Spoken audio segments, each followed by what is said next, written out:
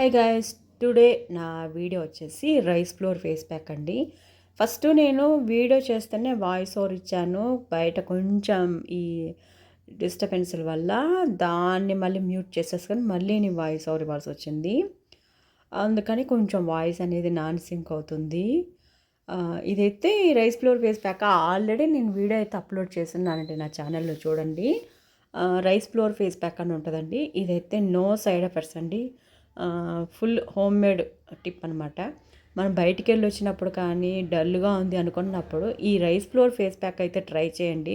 The best result అయితే మీరే observe చేస్తారు.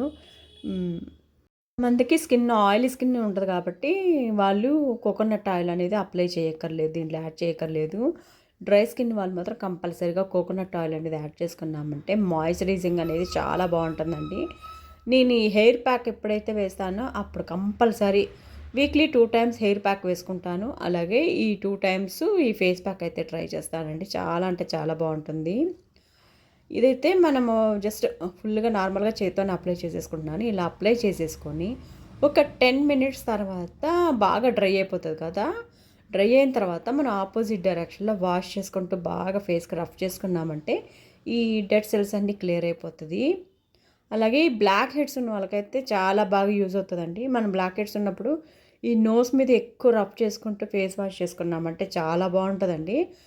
ఎవరి ఫేస్ అయినా సరే డల్గా ఉన్న ఫేస్ మీద ఈ ఫేస్ ప్యాక్ ఒక్కసారి ట్రై చేయండి, మీరే రిజల్ట్ చూస్తారు.